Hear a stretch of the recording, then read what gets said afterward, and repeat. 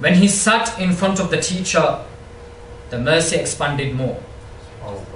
And by the time the child had read Bismillah ar-Rahman ar-Rahim, the Tasmiyah Sharif, Allah subhanahu wa ta'ala's mercy had expanded to the extent where we cannot imagine it. This child then came home. Now, you know, about dreams, Rasulullah has said that dreams are a 70th part of his prophecy. According to one narration, it is 17th part. According to one narration, it is the 40th part. But it is a part of his prophecy. So we have some dreams that are beneficial, some that are not beneficial. Some dreams are the fact that you've just eaten a lot, bruv, and you've just gone to sleep. You know what I mean? You've just had a big feed and you've gone to sleep and you're just imagining things now. Right? So, one of the scholars of that time, the ulama, they had a dream in which the deceased, that man who had died, Allah subhanahu wa ta'ala's mercy had expanded and fallen upon that individual in the grave. And Allah subhanahu wa ta'ala had lifted the punishment from that individual, and that individual's grave had now become from amongst the gardens of the blissful Jannah. Subhanallah. And it is asked why? Why has the punishment all of a sudden been lifted? The angels then replied that this man's son today said about Allah, Ar-Rahman, Ar-Rahim. Subhanallah. So Allah subhanahu wa ta'ala's mercy expanded upon the father of that little child. So this is the, subhanallah, the mercy that falls upon our parents. What's going to fall upon you? What's going to happen to you? So think about those little children who go to madrasa. Look at the khair that they're surrounded by. They may have slots coming out their nose, wax coming out their ears, and they must be stinking, you know. They must be smelling hard.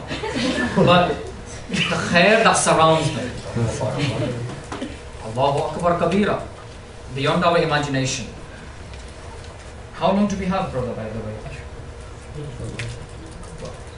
10-15 minutes. Is that 10-15 minutes together or just 10 minutes? 5 minutes. What time does Maghrib come? 8:41. 8:41. Now, the etiquette of learning the deen, should be as such. Number one, from the Quran, Allah subhanahu wa ta'ala says, وَاتَّقُوا اللَّهَ وَيُعَلِّمُكُمُ اللَّهُ. Fear Allah, our conscious awareness of Allah, and Allah will teach you. What does this mean? It means that Allah subhanahu wa ta'ala will bring about ways and means for you to be taught. Because you have a conscious awareness of Allah subhanahu wa ta'ala. You want to do the right thing all the time by Allah. وَاتَّقُوا اللَّهَ وَيُعَلِّمُكُمُ اللَّهُ. The Quran says this. Sahih? The Prophet of Allah sallallahu alaihi wasallam has said, the hadith which can be found in the Sahihatain and Al-Bukhari wal Muslim, in the meaning of the hadith, that when Allah subhanahu wa ta'ala intends goodness for an individual, then Allah will give that individual a good understanding of the deen.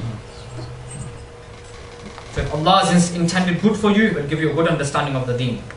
Meaning, the rules and regulations of the deen, the fiqh of the deen that we all need to learn will be correct. It won't be wishy-washy.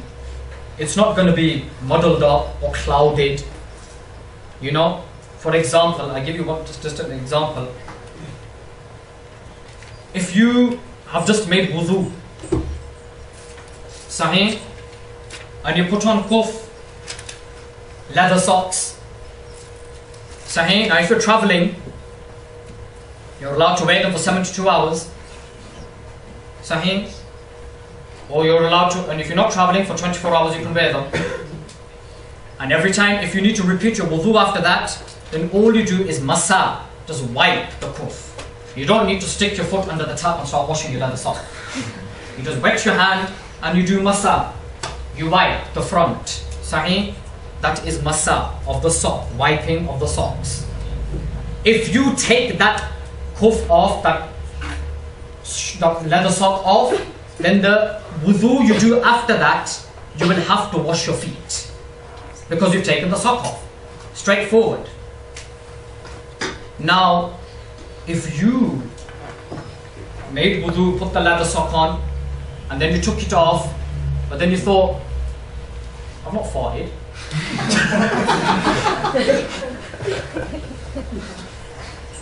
Excuse me, I've not passed wind. Yeah? Or I've not started to bleed, that, and you know, it's not flowed, let alone show up. It's not flowed. Or I did not fall asleep, even for 1 second. I did not do anything that has invalidated my wudu. So I'm just going to put the sock back on again because I feel like it. Without washing my foot. No! You don't do that. That is following your emotion. That is following your whims and your desires. You're trying to make the deen wishy-washy for yourself.